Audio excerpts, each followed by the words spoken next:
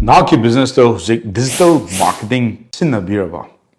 Sinatragadi nang maning hanba tanattabidana nang 2025 sidadi nang sura roiba. Ado huziki matamdadi khoina attention na je khoina currency ona su hainai aduna 2025 ta nahakna digital marketing sinatragadi nang khoi prithvi sidai mutkibaga chap manai na hainingi aduga naki computers mayam nang soinamaki laptadum pirakani. So, ladies and gentlemen, ngasidi digital marketing is a kamtina important oige do ay mami phamda ngasidi harke in just 5 steps. For me, digital marketing is so important in 2025. Kayidamuktuno khoina step number 1 da digital marketing kamtina important oy amadi nahaki customer mayam do online da matam nukti edum spend taromani ba. Let's say for example Facebook to igara, WhatsApp to igara, Instagram to igara, YouTube to igara, nangi customer mayam do adugi online gi platform mayam da moi matam madum leli neba. Adu da nang nangi product or services so nang na utragadi ko nangi product se nang kamaina yondo no. Offline yom di khangna chana ba halaman kharla aga laiba wane ba.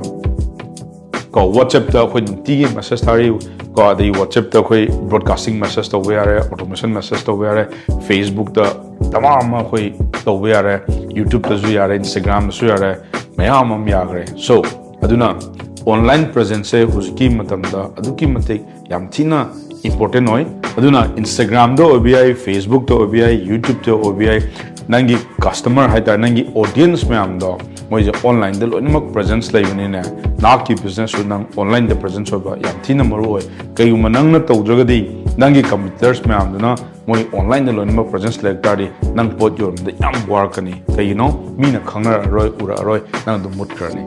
That's the number 1. So online presence is super important in all the platforms like Facebook, Instagram, YouTube, and so many other social media channels out there in the market. So, nahapsu loimak adugi platform mayam da loimak laibiyo. Duna number 1. Adugi muk number 2 da ko internet as a nangi playing ground na khanbiyo ba nangi field na khanbiyo nangi sanabung na khanbiyo kay no ay targadi solopreneur ko koy sole proprietorship mi amatangi companies kumba ade companies majam sa mayam jo internet aba tools e khoi loinamak sinnabi yae ba ko sidai da pasa yam changa do nate khoi no jik tv da radio da the advertisement to ba kholi ba mayam do sidai small investment da lupa chonga ma lupa lising ma ade lupa lising ani ma sidai dum hodok pa su dum yae ba internet sida nangi product or services asagi nangi audience mayam do si mafam sida lairabani na nang ju sidai sida sanaba ma mathau tan jo sida nungtigi solve tor pa mathau tai sida nang content gi strategy nang phasana thadaraga right message phasana thadar ko matamda asagi nangi right audience suga connect tor ko gi chance amang. So start playing in the internet game. So aduna mayam su online gi sigi tools online gi tools si sanabung ni na asidagi khanbiro. Step number 3 da koina digital marketing da di ko si measure to vi aduga track to vi ba si yam nungai ba ma hai tar ga di koina hujik let's say for example meta ads har se ko Facebook ta hujik aina advertisement am to matam da click cam to ri leads cam la i sales cam to wi adi karamba location di la ino si myam adigi aina right audience connect to su ko aina pamjari ba ai product or services that interested over me do adu dang ai solve the wi ko what else somna kanadi TV da YouTube channel da adigi atopa news channel myam da advertise to myam sidadi there is no guarantee that kanana click to ino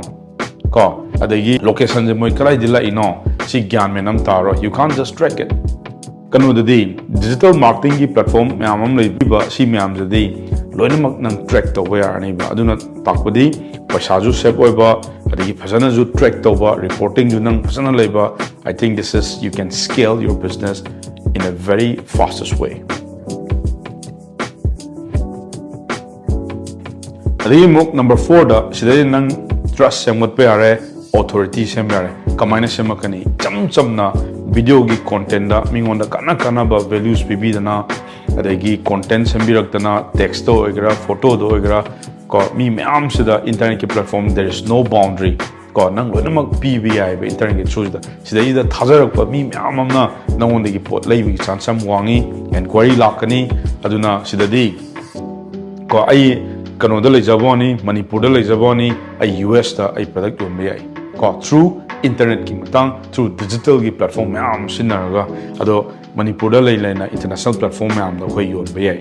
adugi plus nangi authority sagat pa yare trust sagat pa yare ko si hujiki matam da sinadragadi you are just behind competitors meam kana da tormani aduna somsu ngasidagi digital marketing services sinabiyo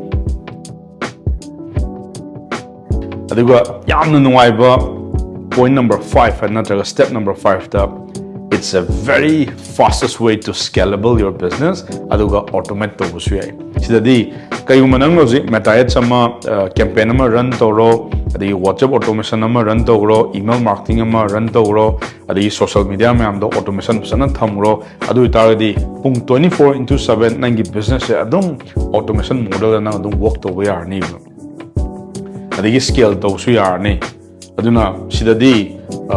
digital marketing gi service sinadragadi you will always go invisible in 2025 so what are you waiting for ado phasana hena sinaba hainingi khangningi tamningi haitardi ngasima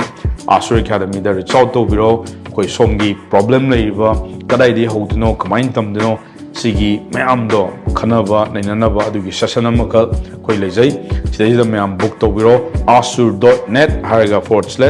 /book haibsida sida changbiraga mayam book to biro ngasima ai somgi khangdaba haitaba mayam do tanasi adu ai somgi mateng pangjage so thank you everyone and I'll see you in the next video bye